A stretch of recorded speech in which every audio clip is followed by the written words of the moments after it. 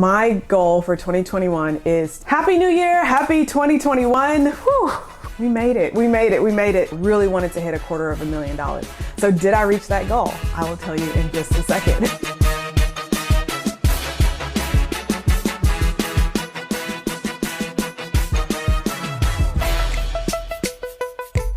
Happy New Year, y'all. We made it. We made it through 2020.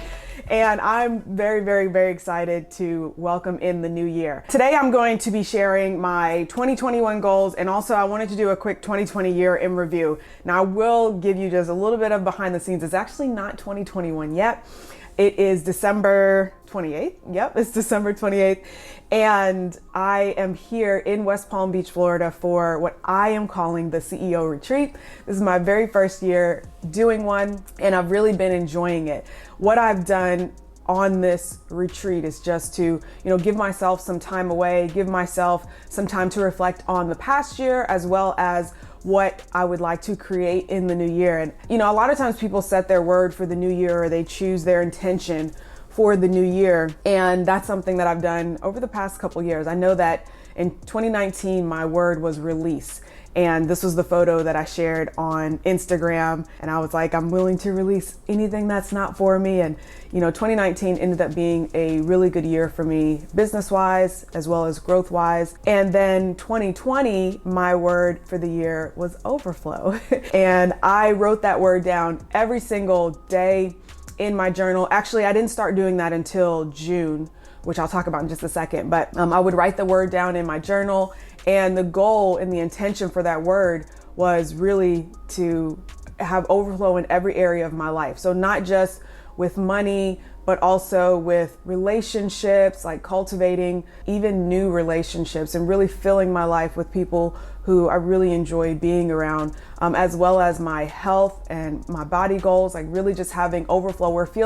I wanted to feel like everything was just like more than enough. That's really what overflow meant for me and means for me. And this year has definitely been that. And I'm gonna kind of walk through the numbers in just a second.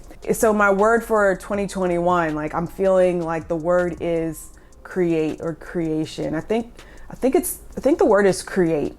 Yeah, so the word for 2021 is create. And my intention behind that word is that, I've done a lot of creating over the past couple years, creating this business that I love, creating a life that I love, choosing specifically what I want, and then setting that intention and manifesting it into my life, to be honest.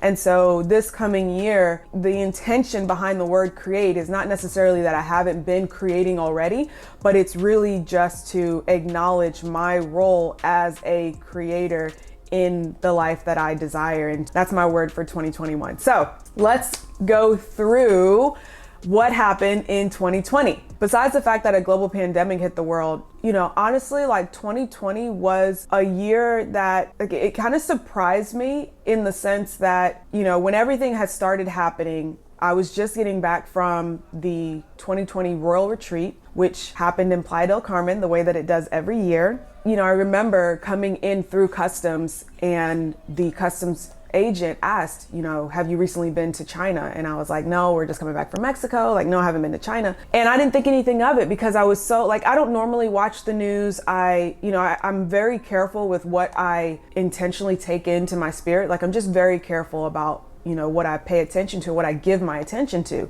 So honestly, I wasn't really aware of, whole coronavirus or anything like that. And so after we got back in town, that's when I started hearing more, and I started looking at the news, and I started hearing more about, okay, global pandemic is coming, and I was just like, oh my gosh. And the funny thing is, actually, I'm kind of thankful for this, but I actually did not pre-sell any tickets from the 2020 Royal Retreat into the 2021 expected Royal Retreat. And I'm actually kind of glad that I did, because I likely would have had to refund those tickets, but I didn't pre-sell any. Like I said, I think that was a blessing. I know that was like a blessing in disguise. And also at the same time, I was in the works of signing the contract for the next retreat location, which was going to be 5 times, the cost was going to be 5 times higher than the previous years, because we were going to go with a hotel, and it was just, I was going to go all out. And I actually hesitated on signing the contract, smartly because I hadn't pre-sold any tickets. So I told them, I said, let me sell the first couple of seats and then, I'm happy to come back and sign the contract. And long story short, I stopped my promotions because of everything that was going on with the pandemic. I was like, well, I'm not sure what's going to happen or whatever, so I just won't pre-sell tickets. And like I said, I was fortunate because I didn't sign that, $30,000 contract, which is what it would have been. Coming back from the retreat and everything happened, and I remember like everyone was just so scared. Even in like the business circles that I ran in, there were a lot of people who were like, well, what's going to happen with business? And I had recently invested and joined a course that was all about money. It's more about abundance rather than money, but like increasing your personal capacity for wealth. And I remember inside of that course, someone asked the question, like, what are you thinking about for your business as, the months go forward? And I commented and I said, millionaires are created during downturns. So why not me? Like, why should I be the person that's scared about what might happen because of the economy? Why can't I be the person who makes money? Like, there's always someone who makes money no matter where the economy is. Like, why can't that be me? And I really took that on. And then I was like, okay, like I'm going to keep moving. I'm going to keep selling. I'm going to keep, making my offers. And it's funny because that next month was my highest month cash wise until that point, right? So March was like the highest month cash wise. And then, things continued to grow after that. There were some fluctuations, but, July ended up being my best month until that date. And now we're here in December, and December has been my best month to date. So there's a lot that happens when you set that intention and you choose and decide what your reality is going to be, what you choose and decide to create. And a lot of that honestly came from, people who are realizing that they had put their dreams on the back burner and they allowed themselves to essentially become complacent. And as soon as quarantine happened, as soon as COVID happened, like a lot of people came to me and I kept hearing the same thing consistently, which is I've been meaning to put this business in place for the last couple of years. And now I'm realizing that it's my time. Like I can't wait. I can't just keep putting it off. That is something that if you're feeling that way, you're not alone. A lot of people have been feeling that way. And a lot of people have taken this time to start their business, create their business. I know someone who essentially started it in February and she's like, okay, I'm not going back to a full-time job. One of my clients, we got started back in, was it January? No, it was February. We got started in February and she quit her job during a global pandemic, and she made $20,000 in 6 months of starting her coaching business. And so it's like there are still people who are still going after their dreams and choosing and deciding to do whatever it takes. So don't feel like, don't believe everything that you see. Like everything is not negative. And if you want to create something, it's really on you to choose and create what you want to create. All right, so now let's go into 2020 goals, what I set for 2020 goals. So I was actually watching the video of my 2020 goals, and I actually only set 2 goals. And I remember when I was watching it last night, I was on the phone with my husband, I was FaceTiming him, and I told him, I said, I know what that third goal was in my head. Like I remember thinking what that third goal was, but I was too scared to say it. So if you haven't watched that video, I'll put it up now so you can kind of click it or save it or whatever. The first goal that I set was to save an additional $7,000. The year before I said I wanted to do that and I didn't do it. And then I said, okay, I'm going to choose that as a 2020 goal again. So did I reach that goal? All right, I'll share that in 1 second. The second goal was to get on stage with the WBFF. Did I reach that goal? I'll share that in a second. And the third goal, which is the goal that I would not say, and I was watching myself yesterday when I was watching that video, and I'm like, you already know what you want to say, just say it. But I didn't say it, and I'll tell you why. Because that was a goal that I had set a couple of times before, and I didn't want to say it out loud because I felt like if I say it out loud again and then I don't reach it, like I'm going to be disappointed again. That goal was for me to create $250,000 in my business. Like I really wanted to hit $250,000. So did I reach that goal? I will tell you in just a second. So let's go to the first goal. So the first goal was to save $7,000, additional $7,000 personal. Now, when I set this goal, I was not paying myself a salary in a traditional sense. Essentially on the 1st and the 15th, I was doing a withdrawal, and then I switched it to like just once a month. So on the 2nd of every month, I would withdraw into my personal bank account from the business bank account. You know, that was fine the way that I was doing it, but I then hired a legal team, and I remember getting on the phone with Takora Davis. She's the creator's lawyer. That's who I hired. And she was like, based on what you did in 2019, I see that you're going to have an increase this year. And she said, I don't want you to end up paying more than you have to in taxes. She said, so what I want you to do, she was like, talk to your accountant and talk to him about helping you create an S Corp. And an S Corp, for those of you who don't know, is just a tax classification for an LLC. So I have an LLC, Financial Success Media LLC. Previously, we were just categorized as an LLC. And for tax purposes, I was essentially getting taxed on every dollar at the self-employment tax rate. She mentioned that I needed to put an S Corp in place. She said, you know, you're gonna see an increase this year. And when she told me that, like, I felt it in my spirit. And I said, okay. And so I went to my accountant. By May, we had set it up. And so I put myself on payroll. So I'm very, very excited about that. And so once I did that and I was getting a steady quote unquote paycheck, right? So like the 1st and the 15th of every month, I get a paycheck, I get a pay stub, like I have a W-2 income. Like I'm very excited about that. Once I set that up, it was really easy for me to create a budget the same way that I had done when I was working full time. So I put 10% aside into like the long-term savings, like just a kind of a 10% pay yourself first. And then essentially, you know, 80% went to like I would call it like a short-term savings, or like a separate, it was a high yield savings account that I set up. And then 20% went to household. So splitting expenses with my husband and, you know, putting that towards household, groceries, mortgage, like all of that stuff and how we split it. So I'm happy to say that yes, I did set aside an additional $7,000 this year in a high yield savings account. So I'm really proud to be able to say I hit that goal. All right, second goal was to get on stage with the WBFF. For those of you who have been following me all year, you know that I did hit that goal, and I'm very, very proud of myself. But that story is not over. I will be doing that again this year.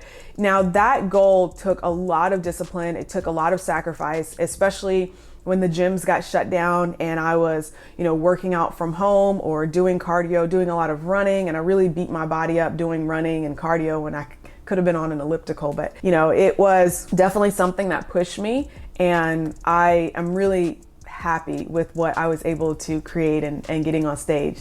It really was the payoff of, you know, a lot of hard work. Then the final goal, which I didn't actually say because I was scared to say it, but the final goal was to create a $250,000 business, and not like create a $250,000 business, because I guess if you add up all the revenue, like I had already gotten there, but I wanted to create in one single year a $250,000. And I'm very, very happy to say that I have done that. We still have, it's the 28th, so there's still 3 more days in the year. I'm already there, so I'm very proud and very happy to be able to say that. You know, with that said, like my 2021 goals are even bigger, and I'm not going to be afraid to say those goals either. So let's quickly go over my 2021 goals. First goal is I want to create 1.2 million in my business. I am not afraid to say that. That is what I'm running towards. That's essentially $100,000 per month on average. Like I know ways that I could get there, but honestly, like I'm not holding on to any one particular way, because I know that it could potentially come in any number of ways. Like the way that I created the income that I created in 2020, you know, some of those offers were not even available at the start of the year. And also a large chunk of what I had projected was going to come from the Royal Retreat. And I made $0 from the Royal Retreat in 2020, and I still hit a $250,000. So like imagine what's possible. Like I'm very, very excited about it. So that's the first goal. Second goal is also kind of a refrain from 2020, which is I would like to get on the stage again with the WBFF. My goal for this year is I really want to be in the fitness category, and the fitness category requires a little bit of a leaner look than the bikini category. So I was in the bikini category. That category is really more like you should just look shapely, right? No one muscle group should be prominent. You shouldn't really see like any sort of like veins or striations or anything like that. Like they just want like a nice shapely look. Imagine the look that most women have in their mind when they say, I want to tone up. That's the look essentially. So yeah, you're gonna have muscle, but you're just gonna have like a nice shapely look. And that's very subjective, which is why you get on stage and you're judged. But I really wanna compete in the next category up, which is the fitness category. So for the fitness category, and I'll show you a photo of my coach. For the fitness category, they definitely are looking for a more fitness model look. So for a fitness model, you do want to show more muscle. And for that, I'm likely gonna have to get leaner than I did the very first time. And I'm absolutely fine with that. The past couple of months, we've been really working on growing the amount of muscle, like the base muscle that I have. So that means that this time when I do start cutting down and when I do start shedding more body fat, I will be able to look a little bit more muscular at a higher body fat percentage, if that makes sense. So, but previously, I think my stage body fat was like 19%. If I were to get down to 19% again, I would look more cut. Basically, the more muscle that you can have a higher body fat percentage and still look lean. I'm looking forward to that as soon as I get back from this trip. I know that I've got a lot of work to put in. Cardio is starting to increase and, I already know it. So I'm enjoying myself. I had a chocolate croissant this morning and, I'm not going too far off the rails. I still have my, egg whites and oats and banana that I'm going to have in just a little bit, but I'm really excited about that prospect and that. So there was one more goal and I think I wrote it down here. My goal for 2021 is to pay off the remainder of my student loans. So I haven't really talked a lot about this, and I actually had a video back when I was doing personal finance videos where I talked about my student loans. Over the years, it's really been a journey and a process for me to even get to the point where I can talk about the fact that I have student loans. Like there was a lot of guilt and shame around me having student loans. I've gotten to the point this year, really, it's very recent, where I'm feeling like it's just money that I chose to borrow and that I'm choosing to pay off over time. And there has been a lot of time, right? I graduated in May of 2010 with that chunk of loans, and it's now December 2020, so 10 years. And I was thinking like, if I had just paid what they suggested I paid, like I would have it all paid off by now. But honestly, like I decided to create a business first and put the student loans on the back burner.